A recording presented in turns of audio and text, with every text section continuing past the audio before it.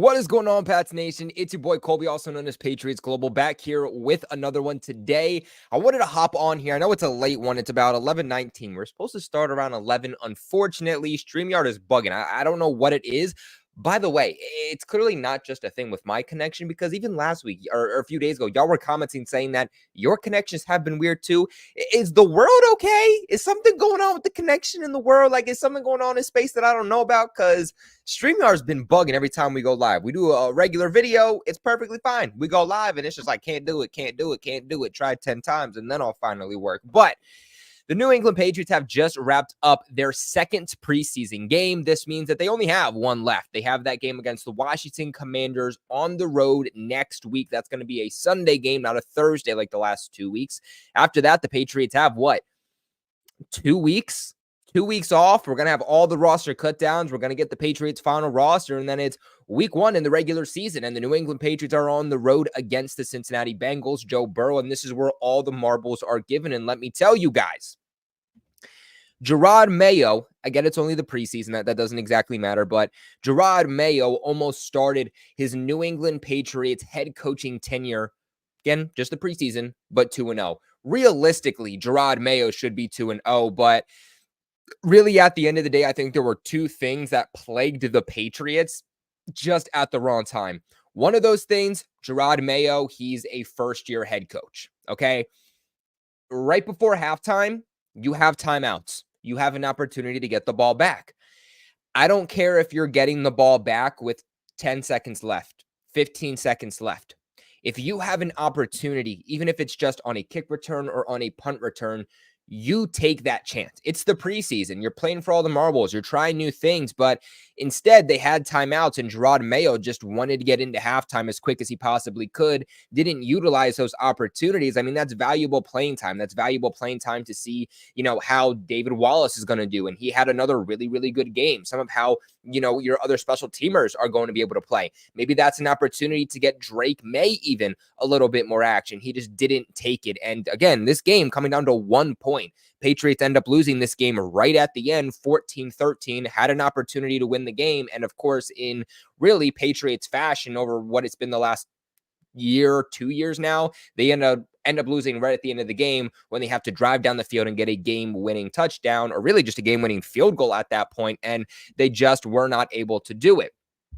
Other reason is that the rookies showed that they were rookies, okay? And it wasn't Drake Maye. It wasn't Jalen Polk. I thought that for the most part, the rookies showed out today. These offensive rookies showed out, but Javon Baker, and we're going to get into some of these plays, but Javon Baker with really just a rough day. Got open on multiple occasions, put himself in the position to make the play, but he couldn't do the most important part, and that's the follow-through, actually making the play. And that's why, even when the Patriots drafted Jalen Polk and Javon Baker, and everybody was saying, Patriots Global, who do you think is going to shine the most year one out of these receivers? What should we expect from these receivers? And I said, well, Jalen Polk has the much higher floor. I just don't think he has the higher ceiling of the two.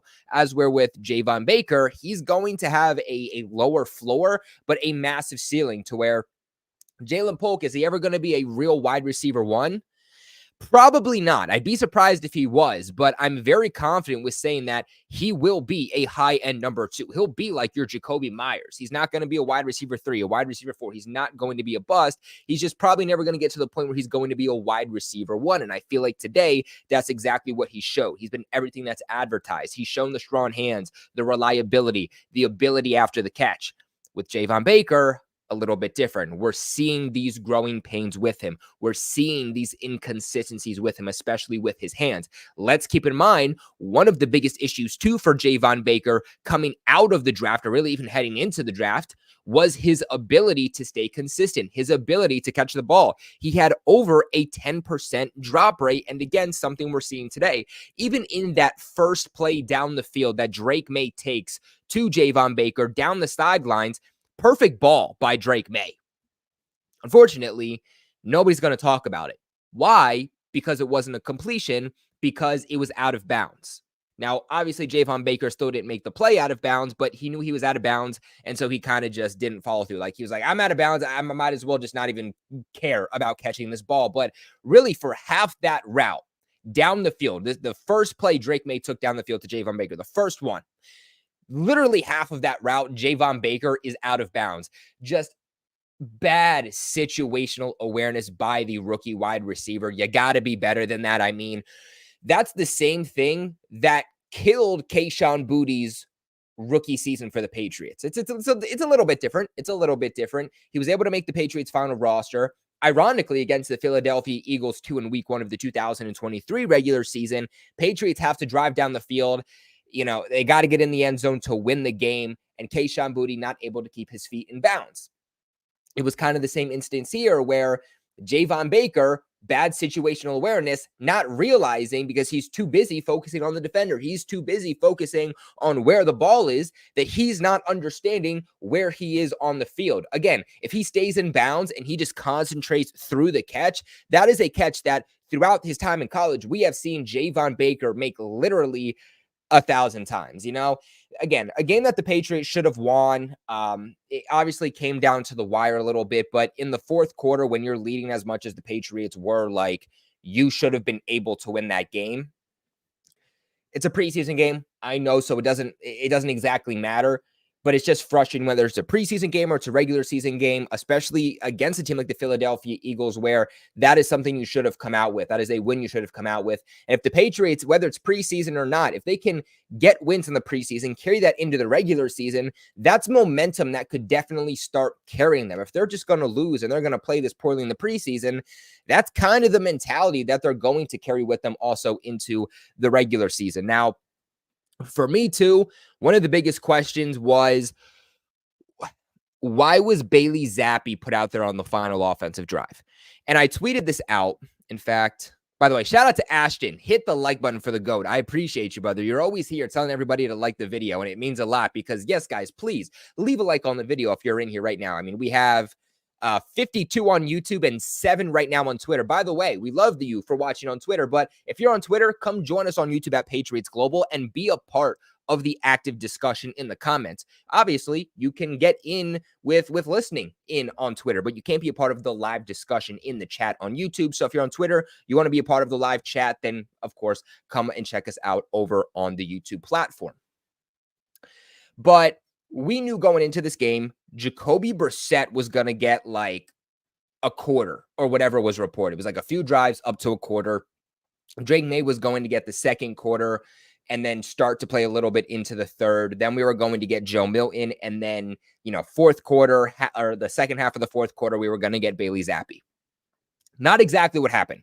They gave Drake Maye a lot of playing opportunities, which I was very, very happy about. That's exactly what us fans wanted. That's exactly what the development of this offense and the future of this team and the future of this offense and really the future of Drake Maye, that is what he needs. He needs live game reps if he's going to develop. You can't throw him into practice and expect him to develop solely off of that. No, he needs to play against opposing teams that aren't going up against his own defense every single day. He needs live game reps. That's exactly what they did this week. They listened to the fans, and I loved it. But when you are down by 1 point, the Philadelphia Eagles just come out of nowhere and they're beating you. They go for the 2-point conversion after getting in the end zone. They get the touchdown. They get the 2-point conversion. They're winning by 1 point. You don't even need to drive down the field and get in the end zone. You just have to drive down the field and get in field goal position. And Joey Sly hit like a 50-some yard field goal today. So really, you didn't have to get too far down the field to at least have the potential at winning this game. And for some reason, Jerod Mayo thought that to win this game, the best option was to take Joe Milton out of the game, which, by the way, Joe Milton was the only one scoring us points last week against the Panthers. But yes, let's take Joe Milton out to put Bailey Zappi in, who hasn't played in this game at all. The first time he's getting a rep in this game was when the Patriots were down by 1 point, need to drive down the field in that last offensive possession, and you decide to roll with the quarterback that hasn't played a single snap in the game yet. The guy who really doesn't need any snaps. I mean, For the love of God, throw Jacoby Brissett back out there. He's going to be your week 1 starting quarterback. See if he can drive you down the field for a game-winning drive when you need it. For the love of God, throw Drake Maye out there and see if he can get you a game-winning drive and start building his confidence and start building his momentum. Or, for the love of God, just keep in Joe Milton, who the fans, 1, want to see. 2, Joe Milton actually needs the development. And 3, you just put in the game like 1 or 2 drives ago. You know what Bailey Zappi is. You know that Bailey Zappi is not going to be a part of this team. He's not going to make the final roster. He's either going to be cut during roster cutdowns, or if the Patriots are lucky enough, they'll get maybe a 6th or 7th round pick. There was no reason to randomly throw Bailey Zappi in there at that moment. I mean, I could name a million reasons why the other 3 quarterbacks should have had the opportunity in that 2-minute drill over Bailey Zappi. I mean, these 3 quarterbacks, Jacoby Brissett, Drake Maye, Joe Milton, they are all going to be on this team this upcoming season. The confidence and the ability, the chance at giving them the opportunity to drive down the field and win the team the game versus a guy who's not going to be on this team in a couple of weeks. What was the purpose there? And I actually tweeted out about this, and I want to share it because I got some comments on it. Real quick, let me go over to Twitter. Let me share my screen here with you guys. I was tweeting out a lot during the game, by the way. Okay, I was tweeting out a lot during the game, so make sure if you don't follow me on Twitter, you do that. I'm going to be doing that all season long. All right, here we go. Make sure you guys can see. Maybe we should do this one. Okay, so, by the way, if you haven't seen this video, where is it? If you haven't seen this video of Ramondre Stevenson from not a press conference, but he was talking to the media during the game, please go check that out on my Twitter. It was absolutely hilarious. But I said, that's what Jerod Mayo gets, as in us losing the game. That's what Jerod Mayo gets for putting Bailey Zappi in with 2 minutes left in the game on the line. Why? Just why? I see a lot of you who are in my comment section who are also here on YouTube. So shout out to you guys. I mean, shout out if you are following me on all my social medias and not just here on YouTube. Like, you guys are going the extra mile to support me. I love and appreciate you guys so much. But just a lot of you guys even kind of just saying it wasn't on Bailey Zappi, it was on the center. And yes, the Patriots end up losing the game because of a terrible, terrible snapped ball by the center. Patriots end up losing the game because of Philadelphia Eagles recover. Again, in Patriots fashion, exactly what happened really in every single game this past season, even times in 2022. But it doesn't have to do with the center for me. Okay, the purpose behind this tweet was to just hit on the fact that why was Bailey Zappi in the game to start? He didn't need to be. And really, I knew we were not going to win the game as soon as Bailey Zappi entered. Whether it was going to be his fault or not, because obviously the botch snap was not on him. I don't care who it was. You had a better chance with any of the other quarterbacks to actually win the game versus Bailey Zappi. But I do want to we got to hit the chat. Let's see what some of you guys were saying. Edward, I don't know why you're being negative. Well, he ran it in. Yeah, he ran it in. Man, I don't care how we get touchdowns this upcoming season, okay? I don't care if Drake Maye throws, okay, I mean, I do care if he throws 20 interceptions, but I don't care if he throws 3 passing touchdowns and gets like 30 rushing touchdowns. If we are getting in the end zone, we're putting up points, we're winning games, we're being competitive. Damn, that is really all that matters. I really don't care how they do it.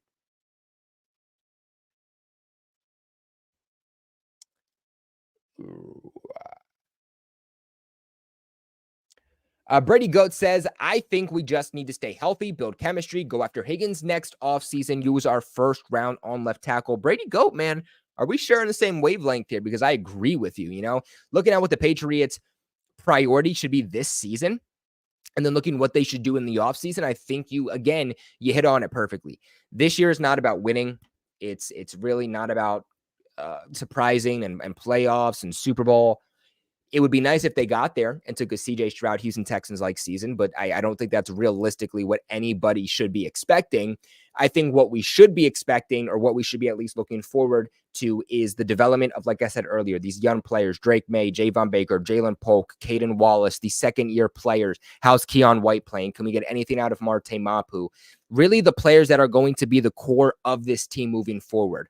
Leaving this season saying, the players at the most important spots on this team at least have a future. Right or left tackle, quarterback, wide receiver. If we can hit on those three things at least, then I would say that this is a successful season. I would like to see the Patriots with at least 5 wins. I don't think that that's unrealistic. I just would ideally like to see them be a little bit better than they were last year, especially with some more consistent quarterback play. With some more consistent kicker play. We know we'll get more consistent quarterback play. I don't see why the team can't win 5 games, again, like you said, as long as they stay healthy. After the offseason, you kind of have a good idea on where your team is at. You feel confident with the way that your players are developing, and you're able to go after a true wide receiver one. I doubt any of these receivers are going to show that they're wide receiver one. So at the end of the season, you go after one of these wide receiver ones. Just for reference, there are some good receivers that are expected to hit the open market. I would expect one of these guys, at least one of these guys, to hit the open market. CeeDee Lamb, Brandon Ayuk, Amari Cooper, T. Higgins. Those 4 are true wide receiver ones. Now, I would assume that Ayuk, some deal is going to get done with him, whether he's to the Steelers, whether he's staying with the Niners. He's not going to hit the open market. He's going to get an extension, new contract with one of those teams. CeeDee Lamb, I doubt he hits the open market, but if Jerry Jones doesn't start viewing CeeDee Lamb as a priority, which he said they're in no rush and not worried about getting a contract done with CeeDee Lamb, and he's like holding out of practices now, they could potentially trade him. He's not going to hit the open market, but he could potentially be available for trade, in which the Patriots, of course, should be all in. 2 players that I realistically could see ending up hitting the open market, Amari Cooper, and I think we're probably about to freeze here. Please don't freeze. Okay, so Amari Cooper and T. Higgins. I could see both of those guys hitting the open market at the end of the season. Now, T. Higgins, he was franchise tagged by the Bengals. They didn't want to trade him. They're being stubborn, but they're very obviously not going to have an extension done with him. They're paying Joe Burrow like $55 million per year. At the end of the season, they're going to have to pay Jamar Chase. Like, they're not paying all 3 of those guys. Unless they trade him at the trade deadline, they will not tag him again, because the tag price is going to go up yet again if they decide to tag him for a second straight offseason. He'll hit the open market. And then Amari Cooper, right now with the Browns, doesn't seem very happy with the Browns. I mean, the Browns had him in trade talks when they were going after Brandon Ayuk. Not to mention that they also traded for Jerry Jeudy during the offseason, who could kind of just slip in and be their wide receiver one. So realistically, the Patriots could get a wide receiver one by the end of the offseason. It's not unrealistic. I know we missed out on Ayuk, but it's not unrealistic. Then what the Patriots should do with their first round pick is not go after Travis Hunter, because for the love of God, I understand the hype because he's cool. He can play wide receiver. He can play cornerback. Like, hybrid. That's so dope. But like, in reality, those guys never work out in the NFL. Who was it? Isaiah Simmons that played like multiple roles coming out of college. He didn't work out. Who did he play with? The Cardinals and then now the Giants. He has not worked out whatsoever. Do not go after Travis Hunter. If you want a wide receiver, get a guy who's a full-time wide receiver. You want a cornerback, go after a guy who is a full-time cornerback. Realistically, though, I don't think that's going to matter. What they need is an offensive tackle. So what I think they're going to end up doing is they're going to end up trading down, because the Patriots, at this point, they're going to be guaranteed a top 10 pick.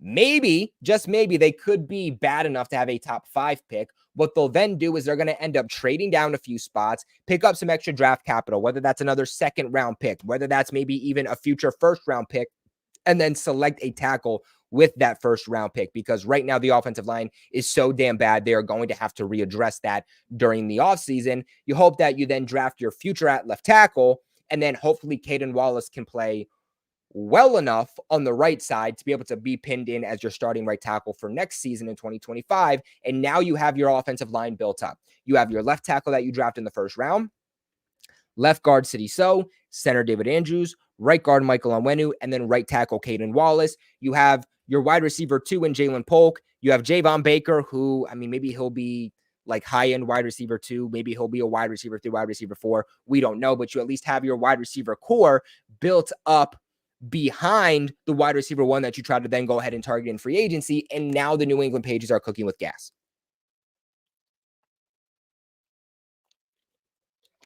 Again, as long as the Patriots hit on the most important position, which is the quarterback position, this season is a W. If we come out of this season, I don't care if we don't win a single game, but if we come out seeing that Drake Maye is exactly what's been advertised, he's a franchise quarterback, and he has the potential to be a easily top 10 quarterback, the season is a dub. Because why did Brandon Ayuk not want to come to New England? Brandon Ayuk didn't want to come to New England because of the inconsistencies at quarterback. He didn't know who was going to be the starting quarterback. He didn't know what the future held for the quarterback position. You know, he doesn't want to come here and Drake Maye ends up becoming Mac Jones and he's traded in 2 years because he's like the 30th best quarterback in the league, right? But wide receivers will want to come here. Players will want to start coming here if, yeah, they know you're in a rebuild, but if they just know that you hit on the quarterback position, they'll wait the year or two throughout your rebuild to kind of help your team get back into contention. Edward, you're being negative, and I don't like it. I don't like it, Edward. Edward says nobody wants to come here to lose. Yeah, I mean, you're right. Right now, nobody wants to come here to lose. By the way, can you blame them? No. Respectfully and objectively, I would not come to New England either right now. I mean, I would because I'm a fan of the Patriots, but like I could see why players would not want to come here right now. And it makes total sense on why. But again, if the New England Patriots hit on Drake Maye, they hit on the quarterback, yes, players will want to come here. Okay.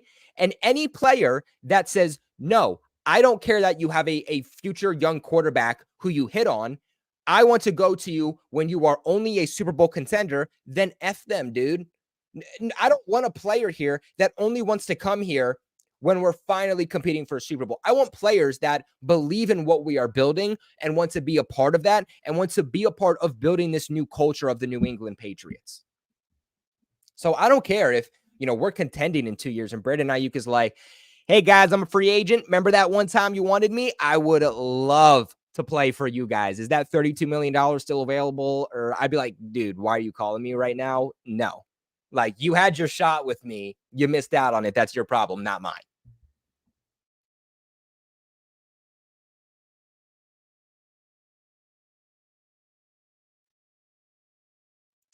Michaela here says 2 things, PG. Massive shout out to Michaela. Been a big time supporter here at Patriots Global for years. So she says, 1, I better see some booty love. You are a big fan of Kayshon Boutte. I talked about Kayshon Boutte a little bit earlier on. So I don't know if you were here for that. Check out that part of the segment. But yeah, look, Kayshon Boutte, the only problem with him, inconsistent, right? Mostly inconsistent throughout practice. How will he perform on the actual like game day roster? How he perform on the field? That's what matters most because look, there is an actual thing out there where there's some players that perform really good in training camp. They don't show up during the actual regular season when it matters. Tyquan Thornton. There's then players who are silent. They don't do anything during training camp, but then they turn it on during the regular season when it does matter most. And if Kayshon Boutte can be one of those guys where maybe he's inconsistent during practice, maybe he doesn't show up that much during the offseason, but he can be reliable and make plays in the regular season, that's really all that matters. And I think he's done enough to where he could be the 7th or the 6th wide receiver on the roster. I think he's done enough to where if the Patriots do not keep him on their 53-man roster, Kayshon Boutte is going to be claimed by another team, and he will not be back on the New England Patriots practice squad. I promise you that. 2, Milton over Zappy, 100%. 100%. I mean, Joe Milton has looked really, really good through 2 weeks. Now, yeah, look, granted, he's played in what? The third or fourth quarter, the last 2 weeks, going up against like third and fourth string defense. So, like, we also have to keep that caveat on things. But Joe Milton has looked really, really good. And he still has to develop. I want to see what Joe Milton could look like against, first and second team defense before I say anything confidently. But I feel pretty confident that if you let Joe Milton develop, he can at the very least be an adequate backup quarterback in the National Football League. The Patriots are not just looking for their future franchise quarterback with hopefully Drake Maye, but they're looking for their future backup quarterback. This upcoming season, your starting quarterback is going to be Jacoby Brissett. Second quarterback is going to be Drake Maye. But when Jacoby Brissett ends up leaving the Patriots, more than likely at the end of the season to go be a bridge quarterback for another team, who's going to be your backup quarterback? It's not going to be Bailey Zappi. We know what Bailey Zappi is at this point. You can improve with your backup quarterback, right? Continue to take shots with your backup quarterback. The best thing that an NFL team can have is multiple good quarterbacks, multiple starting caliber quarterbacks on their roster. That's the best situation a team could possibly be in. So again, you need to continue to develop Joe Milton because after the season, you're going to need a second string quarterback. Who's that going to be? You're hoping that it's going to be Joe Milton. Because ideally, the Patriots get to a point where they only need to keep two quarterbacks on the roster again. For the longest time, that's what this team would do. They would keep Tom Brady. They would keep Jimmy Garoppolo. They would keep Tom Brady. They would keep Brian Hoyer. Right? That's where ideally the Patriots get back to because they're confident enough with their starting quarterback and they're confident enough with their second string quarterback. Because I don't want to be in a position where the Patriots are keeping 3-4 quarterbacks on the active roster every single year because they're not going to play. I want that roster spot to go to another wide receiver. I want that roster spot to go to another cornerback or a defensive lineman, a guy who is actually needed on this roster, is young and developing, and actually has that potential.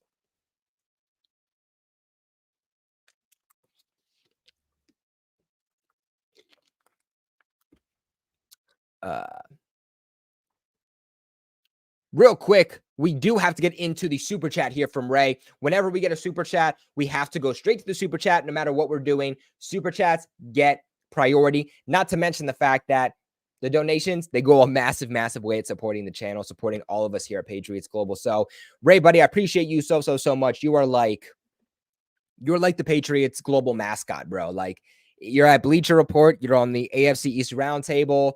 You're here. You are everywhere, brother. And I appreciate you so much beyond words. Like, your constant support everywhere I go. It seriously warms up my heart. It means the world to me. But you say hashtag Team PG with that $2 donation. I appreciate you, brother. Thank you for being here. W Ray. Yes, W Ray. But I see Michael coming in here saying Lowe is super trash. And that gets into, look, I'm going to do a winners and losers video. The reason I couldn't do winners and losers versus the Panthers last week, I strained my vocal cord.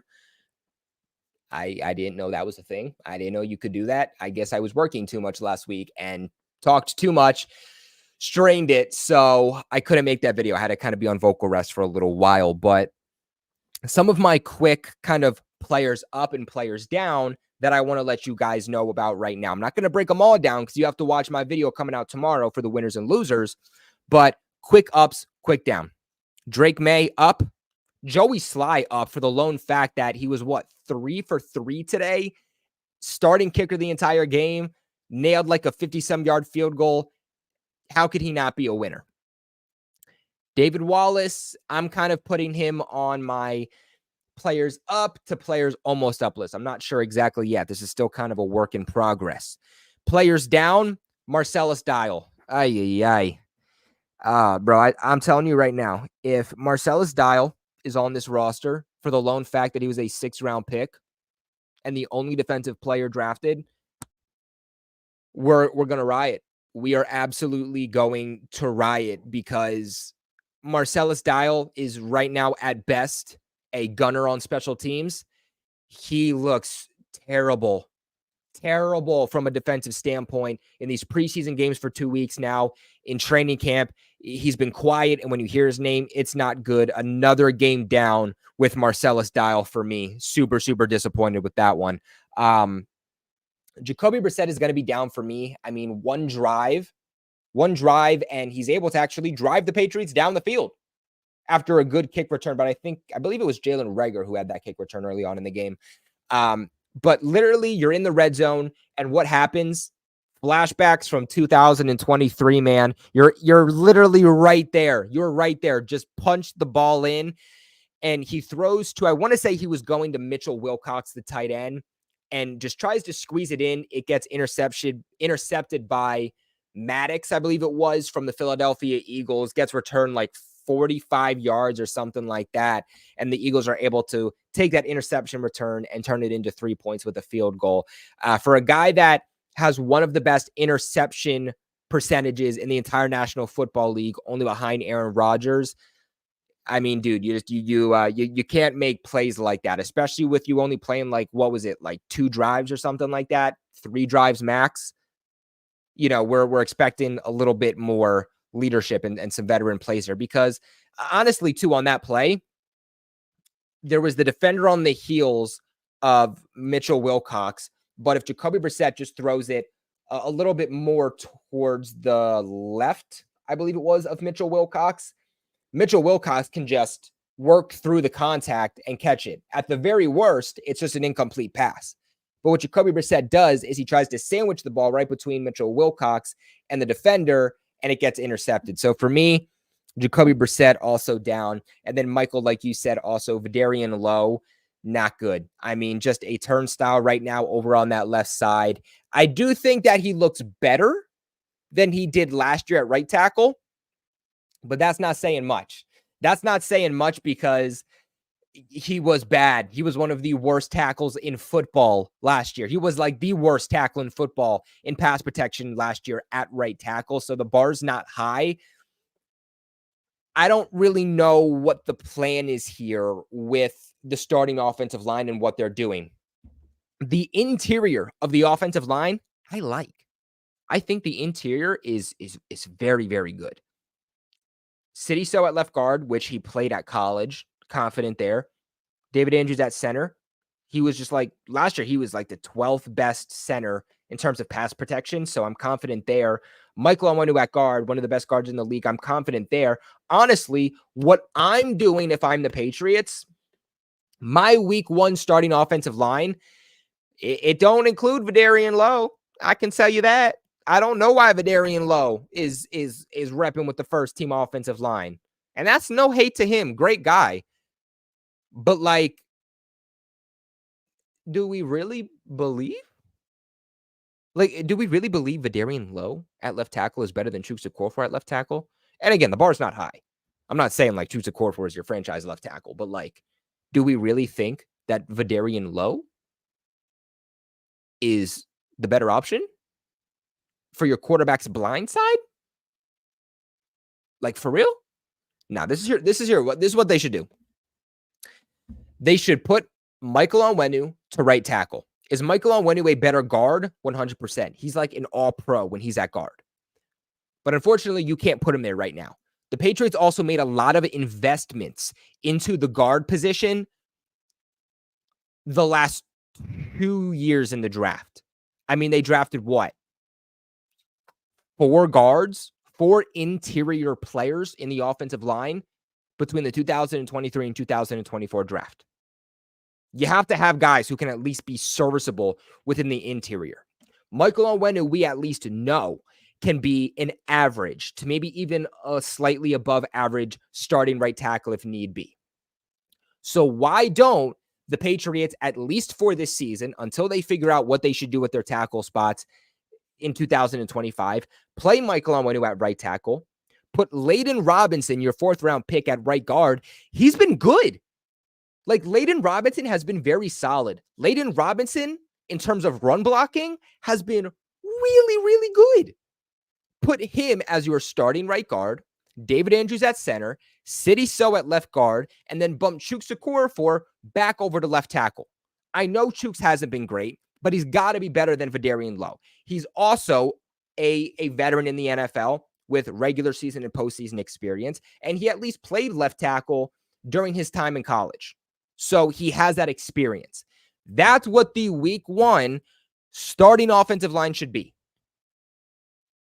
But for some reason, Gerard Mayo and these coaches offensively believe that it's better to just put Michael Onwenu at guard, Chooks at right tackle, where he's been playing with the Pittsburgh Steelers throughout his entire NFL career so far, and then just having a turnstile at left tackle.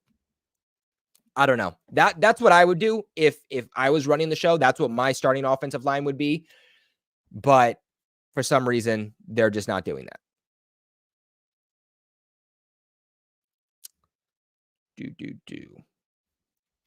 See what other comments we can get into here.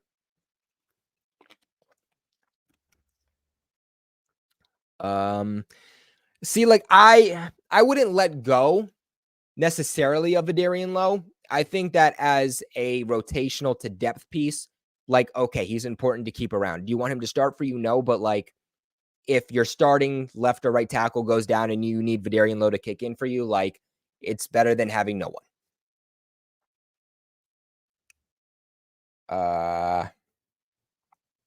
Or even being a swing tackle.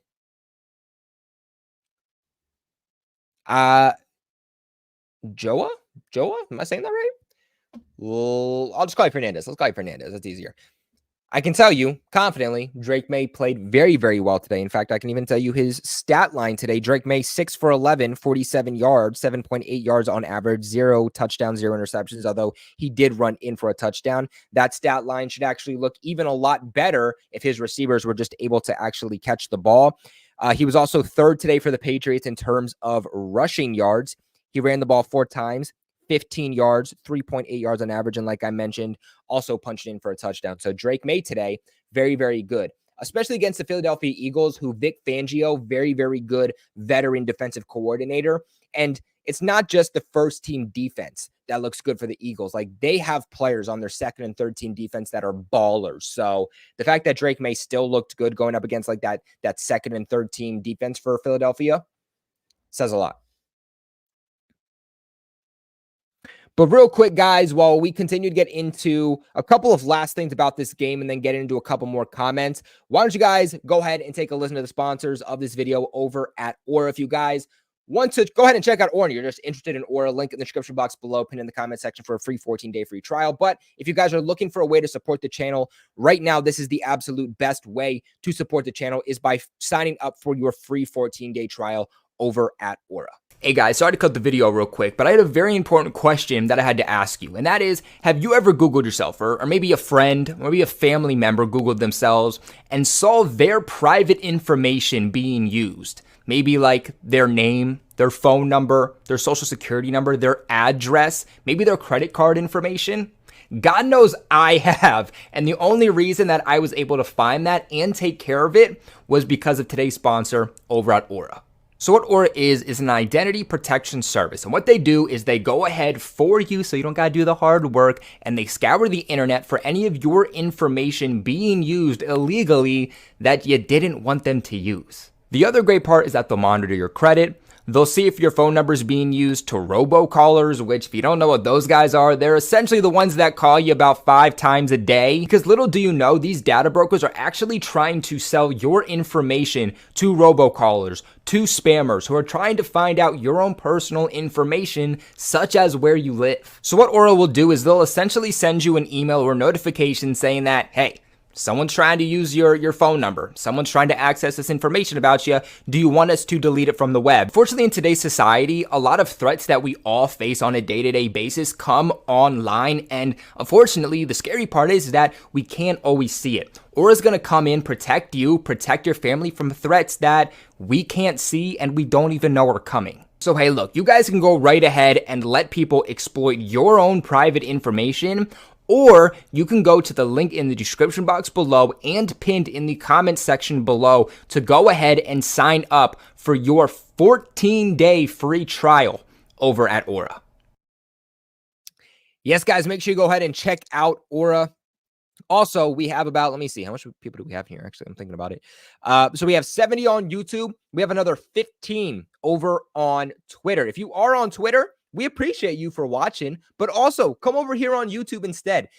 The great thing about YouTube is that you guys can be a part of the live discussion. The questions we're answering, the discussions that are going on right now, they're all in the YouTube comment section. So if you are on Twitter and you want to be a part of the discussion here in the YouTube comments, come on over to YouTube. Look up Patriots Global. We would love to have you. Love to get your comments and see what all of you guys are talking about. Your one-stop shop for everything involving the New England Patriots. This is one big Patriots family. We want to hear everybody's thoughts. But also, if you guys want to support the channel, those products below, you'll see some like Drake Maye jerseys, a couple of merchandise from Fanatics. If you guys want to support the channel, go ahead. If you're going to get a Drake Maye jersey, get it from Fanatics with the link below. It's a commission link. It doesn't affect the price at all. If a jersey is $100, it's still going to be $100. Like, it's not going to up the price whatsoever. It just means that if a jersey is $100, instead of Fanatics making all of that $100, they give some of that money to your boy. And with how Drake Maye played tonight, I know I'm getting myself a Drake Maye jersey. What about you guys? What about you guys? It's down there. Check it out. But also, make sure you guys, again, leave a big like on the video. Right now, how much likes do we have? Right now, we have about 20, guys, 30 likes. We only got 30 likes. We got 68 of you watching right now. That means not even half of you have liked the video. Guys, come on.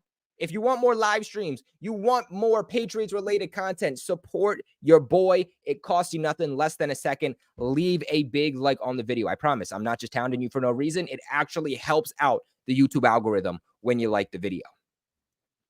One more thing that I do want to show you guys too is something that Roundtable Sports is doing, and we're really excited to finally be announcing. I'm actually really excited to finally announce that I will be officially a part of this. Let me find it. I know it's down here. So Roundtable Sports, more specifically, the guys from the AFC East Roundtable, me covering the Patriots, TD Fins Talk covering the Dolphins, Richie covering the Jets, also known as Jets Media, and then, of course, Dan Mitchell covering the Buffalo Bills.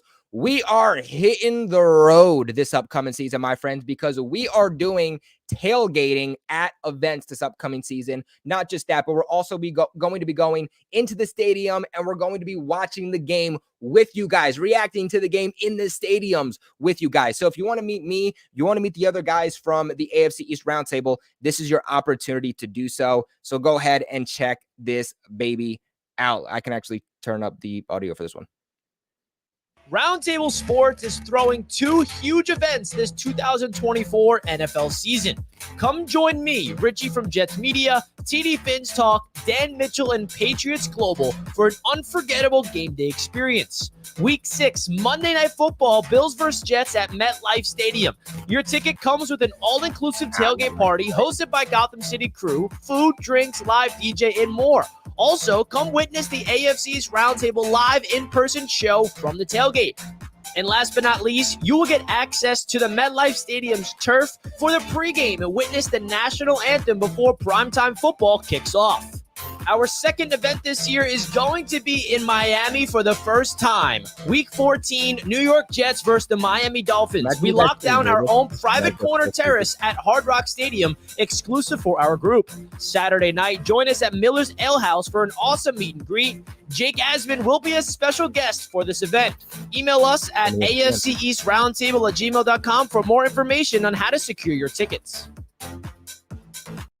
So yes, guys, if you do want to be a part of that, all you have to go to Twitter at Roundtable Sports, go to go to Instagram at Roundtable Sports, DM them. They will give you all of the info. They'll let you know about pricings. And if it's something that you want to do, again, we're hosting one in Miami. That's Jets and Dolphins. And then we're doing one at MetLife. That's Jets and I think the Bills. Pop out. We would love to have you guys. Love to see you guys. Love to meet you guys. Throw back a couple of drinks, play some football before the game, and then go into the stadium and get absolutely lit.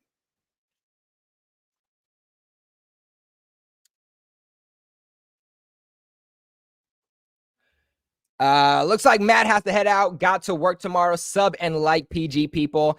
Be patient, Pats Nation. It's going to be a tough year. P.S. Sign up for Aura. 1 billion persons info was just hacked. Social security, address, everything. Multiple countries too. Wow. How about that, guys? Yeah. Matt, I appreciate you. You are apparently my PR person. I love it, and I love you for that. But yeah, actually, I did hear about that. Some billion-dollar dude was just like hacked or something like that. But guys, if you don't want to be hacked, if you don't want anything to happen to your information, you don't want your social security number leaked or your address or your email or your phone number, sign up for Aura. It's literally a free 14-day trial. You're not going to find that anywhere else. A free trial to get all of your private information removed from the dark web. Like, guys, come on. Crazy. But I'm seeing some comparisons here. I'm seeing some comparisons here of like Drake Maye is Mac Jones 2.0. Are we saying this off of looks? Are we saying this because he's a first round pick and he's white and he wears 10? Like, is that why we're doing this? Because other than that, the playing styles of Drake Maye and Mac Jones are completely different. They are day and night. You can't compare the two. Mac Jones came into the league, poor arm strength, more of a noodle arm. He was never going to be an elite top tier quarterback. He was always going to be a little bit more of a game manager. Mac Jones is way closer to a JJ McCarthy or a Bo Nix than he is a Drake Maye.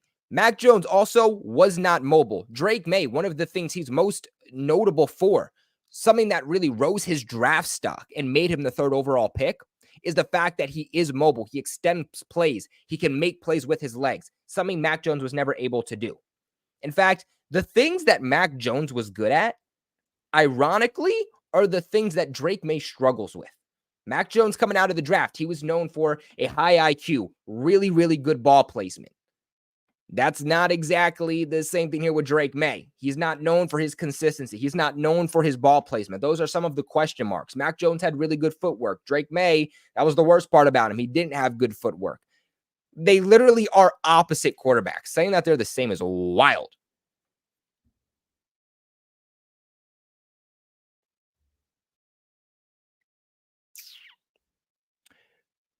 Trying to find some more questions here. Michaela says I disrespected Mac Jones for saying that he had a noodle arm. Look, it wasn't great. Look, I will agree. It was underrated. It wasn't as bad as people said it was coming out of the draft. But like, it is nowhere. It is nowhere near what Drake Maye's is. I mean, think about it. Drake Maye is able to launch a ball off his back foot in between his receiver and a defender and make a play. Mac Jones off of his back foot against the Colts couldn't launch the ball far enough, didn't have the arm strength to get the ball far enough to a wide open Mike Gesicki in the end zone to win the game. Instead, his arm strength was so bad, he threw it straight to a defender for an interception to end the game and make the Patriots lose in Germany on the road. I'm just saying. And I'm not hating Mac Jones. I don't hate Mac Jones. I was never a Mac Jones hater. I'm just saying the unbiased facts here. Now, one thing I also liked about the Patriots tonight was their pressure. Now, they trade Matthew Judon, right? And we talked about them trading Matthew Judon on this channel already. We talked about that. I believe it was we talked about it yesterday, a little bit earlier on. We talked about it during the live stream. So if you want to know my thoughts and reactions about that situation after this live stream, go ahead and check out on my channel, my live stream about the whole Matthew Judon situation. But the Patriots pass rush took a major step back when Judon got injured last year. It was pretty much non-existent. Really, the only pass rush New England had was from Christian Barmore. You trade Judon now, and Christian Barmore, that's kind of up in the air. Yeah, he's going to be here for the next several years, but is he going to play in any capacity this upcoming season? Right now, we don't know. But I would assume that his status for week one in the beginning of the season is pretty much indefinitely out. Is he out the whole season? Like I said, we don't know. That's still to be determined. But at least for week one, the beginning of the season, I would not expect him to be here. We also know that DeMarcus Covington said when he was promoted to the Patriots defensive coordinator that the Patriots want to get back to playing a style of defense that is aggressive. To me, what I thought of when he said aggressive is 2019. Remember back in like 2018, 2019, the Patriots didn't have like this star defensive lineman. They had Trey Flowers, and Trey Flowers was good, He was good at consistently getting pressure on the quarterback, but he was only putting up like a career high 8 or 9 sacks. He never peaked 10. He wasn't putting up sacks like Matthew Judon. He was never in the discussion for Defensive Player of the Year. He was never a top 10 edge rusher, anything like that. But he was consistently getting pressure and, again, would put up like somewhere between 5 to 9 sacks with the Patriots per season. The reason that they got so much pressure, the players, I should say, that got them the most pressures were at the linebacker positions. Remember when they had Kyle Van Noy, they had Jamie Collins. Those were the players who were blitzing the gaps, who were setting the edge. Those were the guys constantly getting pressures and making the plays and getting the sacks. And to me, I wonder if that's why they traded Matthew Judon. I wonder if they traded him because they said he's 32, which, by the way, again, like I said yesterday, they literally traded him the day before his birthday. That is so effed up. Couldn't have waited a day later. That's wild. But he's 32 years old, coming off a season-ending injury.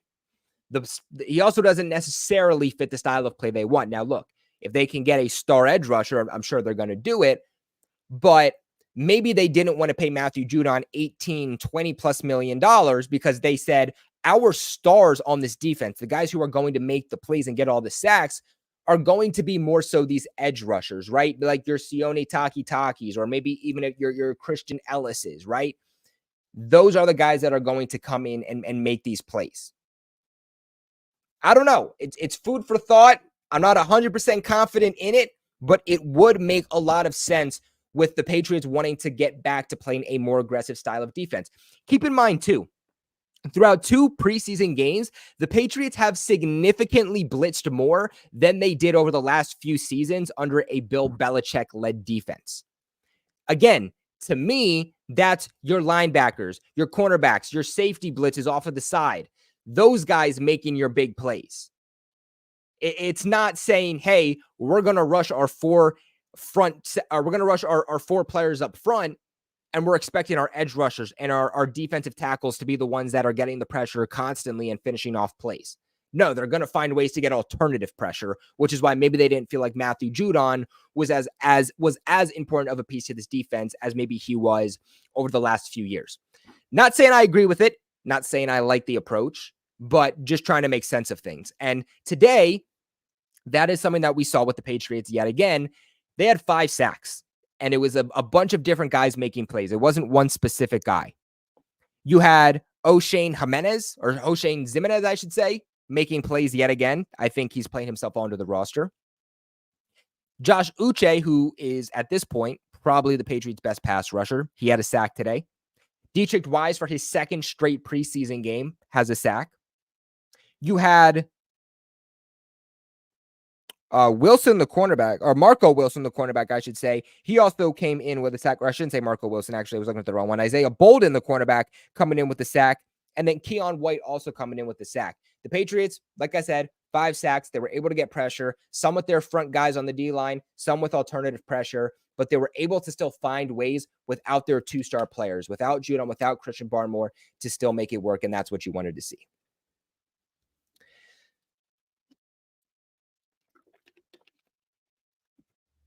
Michael says Wise is playing great. Yeah, Wise is playing great. Dietrich Wise is like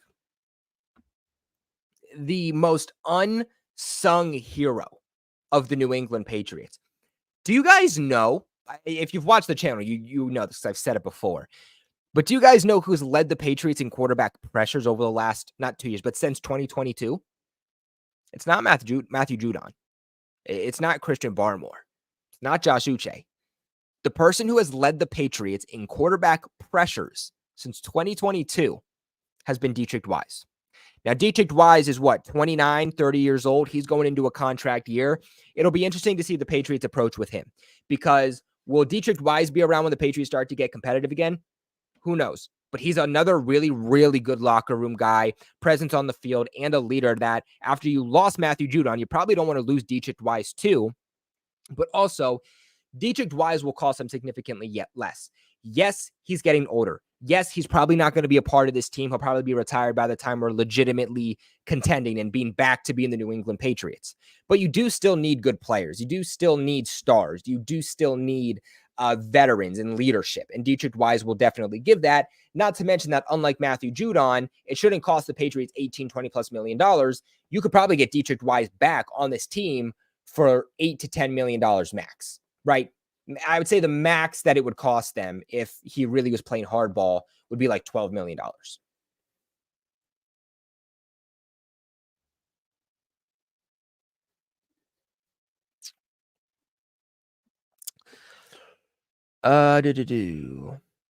Kyle says, I think White was the reason they traded Judon. Might pan out, hopefully. Hopefully, Barmore is back in 2025 and another rusher in Campbell. So, yeah, look, I hope Christian Barmore comes back in some capacity this season. We saw him at joint practice against the Eagles for the first time since this entire situation happened. Patriots training staff, they caught it early on. That's the most important. What sucks is that we don't know where it is. If we knew where the blood clots were, we'd have a better idea. Because if they're in the lungs, like David Andrews had, he's probably out the season. But what you also have to understand is with health situations, it varies person to person. It's not like you tear your ACL, you're out for this amount of time. If he has like a blood clot in his leg, he might not need to miss the entire season. You know, there's some instances where, as I see we're frozen, there is some instances where blood clots actually clear themselves within like a month and a half, and you can be back to playing football. It really just depends on him, and it depends on how severe, and it depends more specifically on where those blood clots are. I've heard a lot of really good things about Keion White all offseason. We know that he's a massive piece to this defense. They view him as a massive piece to the defense. They've talked about him very, very highly this offseason, and they view him in a much larger role. We also know that they don't want to play him the way they did last year.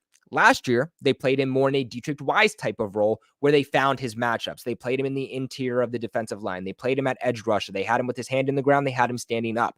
This year, I think how they're going to play him is just a pure edge rusher. Hand in the ground, gets to the quarterback, edge rusher, and that's it. And I think that will let him develop in one specific place, and that's how they'll let him, like I said, just kind of develop. And I think that's what they need right now rather than just constantly placing him everywhere along the defensive line.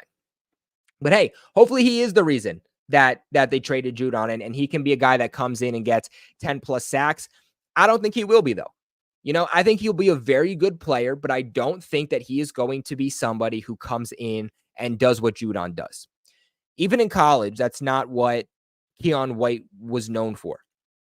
Keion White could come in and lead the Patriots defense in pressures, and it would not surprise me.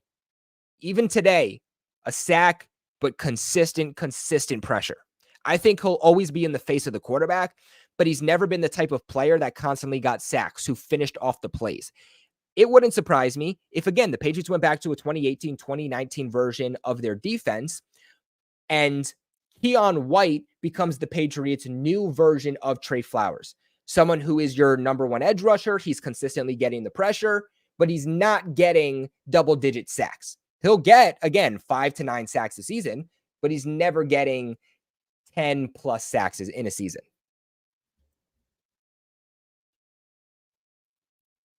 And let's answer one more here. Have I watched Keion White sack Drake Maye in college? No, but now I feel like I have to. I did not see it. You know what? The world has come full circle. I love it. I love it for them. I'm going to have to watch that afterwards now.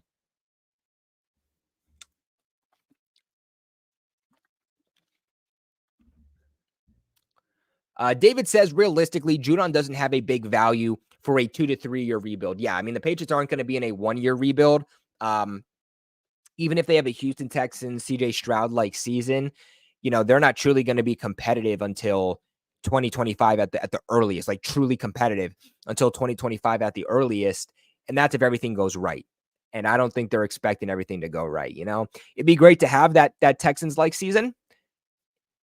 What CJ Stroud in Houston was able to do is so damn rare. It does not happen. And to say, hey, a year later, the New England Patriots are going to do it, it's unlikely. It's unlikely. And I think they recognize that, which is why they say it's probably going to be, like you say, a 2 to 3 year rebuild. Judon probably only has, 2 years left, 3 years max in the NFL. That's why they shipped him off.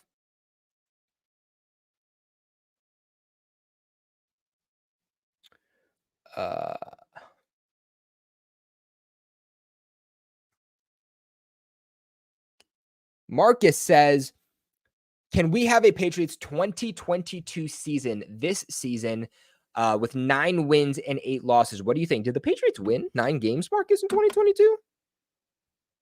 I don't feel like they won 8. Did they win 9 games? Honestly, the last 2 seasons, I've really tried to just put it behind me. Let me see. I need a for sure reference. Oh. Okay. So in 2022, as my voice is starting to get a little raspy here, excuse me. The Patriots were, so the Patriots were 8-9 in 2022, right? Because they needed 9 wins to be a playoff team and get into the wild card. It came down to the final week of the season, week 18, which was essentially a playoff game for them, must win against the interdivision rival Buffalo Bills, and the Bills squat on us with 2 kick returns after the whole Damar Hamlin situation, and then the Patriots don't go to the playoffs. I don't know what's more frustrating. I don't know if it'd be more frustrating to win 4 games and just know we're not going to the playoffs within the first half of the season, or to have hope and then get into the final week of the season and then just get smashed and then not go to the postseason. And it's like, wow, I had hope for what? Are you kidding me? I really don't know which one's worse, to be honest with you. Obviously, I'm rooting for the Patriots to win 8 to 9 wins. I'd rather have that type of season because it means we were more successful. Although, would I hope for that? Because then we'd have like the 15th, 14th overall pick in the draft. And it would be so valuable for the Patriots to have a top 10 pick, because then they could trade down, get another second or even a future first round pick, and really set themselves up for the future. I don't think it's necessarily unrealistic. The problem is that the Patriots have so many question marks. The Patriots have so many unknowns because it's a first-year head coach. It's a first year for Elliott Wolf in the front office. It's, Drake Maye and all of these young rookies coming in. I mean, this Patriots team is very, very young. And even with some of the core players that they brought in are players that are people who have not been here in recent years, right? Like Jacoby Brissett will be a big piece this upcoming season. Yes, he was here at one point, but it's a very different team. I look at that as a new addition to the New England Patriots. So I just think that there's a lot of new additions and unknowns to where we don't know what the Patriots could be. They could win 4 games. They could win 8 games. It's going to depend on the chemistry and how everything meshes together. The way that I see this is not a Houston Texans-like season. The way that I see this is a, 2020, 2021 version of the Detroit Lions. And that's how I see the Patriots kind of developing over the next couple of years. In fact, let me give you guys a reference on the Detroit Lions. Well, this is 2022. And in 2022, the Detroit Lions went 9-8. In 2021, if it loads. So in 2021, the Detroit Lions went 3-13. So it was over time with their new head coach. He developed because he was a first-year head coach. He was a young head coach, but he started to get his players to buy into what he was doing. To me, the Lions are not a great team now because of great players. They are good because they developed over time. They did things correctly, but everybody is bought into the same philosophy. Everybody believes in what the Detroit Lions are doing, and they want to bring that team back into contention. They want to finally bring a championship. They want to bring succession to Detroit, which they just have never had. And I think that's what Jerod Mayo's goal should be. Jerod Mayo doesn't have to be an X's and O's type of coach to be successful. He doesn't have to be the coach of the year to be successful. He just has to be a good enough coach to put his players in positions to succeed, do what is best for the team, and get his players to buy into the philosophy and actually buy into playing for each other. And if he can do that, I think he'll be successful. Again, the Detroit Lions in 2021, they were a 3-13 team. They had or rather, they were tied for the worst record in the NFL. They're able to have a high draft pick. They get Aiden Hutchinson, the edge rusher, who is a franchise player for them right now. In 2022, they start the first half of the season off slow, but they end the season with momentum to where they win 9 games in 2022. They were like 1 or 2 games away from actually making the playoffs in 2022, but they took that momentum from the second half of the season despite missing the playoffs. They took it into the offseason. They took it into 2023. And then in 2023, what did I say they won? 13 games? Is that what I said? I believe they won. Yeah, they had or rather, I should say they were tied. They were tied with the Cowboys and the 49ers for the second best record in the NFL with a 12-5 record. They were a few plays away from being able to go to the Super Bowl because they got to the NFC Championship game. I feel like that should realistically be more of the outline. You know, it took them 3 years to realistically get back into Super Bowl contention, but they did it the right way. They saw progression each year. They evolved each year. That should be the roadmap for the New England Patriots. But guys, I'm going to end this video off for today. I appreciate you all so much for watching. I think we peaked like 90 some viewers today. I know it's a late one. I'm going to keep this live stream up, so if you were not able to watch it through, start from the beginning, rewatch it, touched on a lot of really good points, really good players, really good plays, and broke down some key plays from today's preseason game against the Philadelphia Eagles. Again, you guys want to support the channel, link in the description box below, pinned in the live chat for you guys. Sign up for your free 14-day trial on Aura. Make sure yourself, your family, your loved ones, your friends, you are all safe from the threats online. Make sure your private information is not being utilized online without your information. Free trial to make sure that all that's removed. Supports the channel massively. Check out the products below from Fanatics in the description box. Just click on the product. It'll take you right there. You get all the deals, same price. Just help support the channel because I make a small commission off of it. Leave a big like on your way out. For the 20 of you on Twitter, come over to YouTube, get into the discussion, leave a like on the video. But we will see you guys tomorrow for our winners and losers from the week 2 matchup. Appreciate you guys for watching, and go Pats.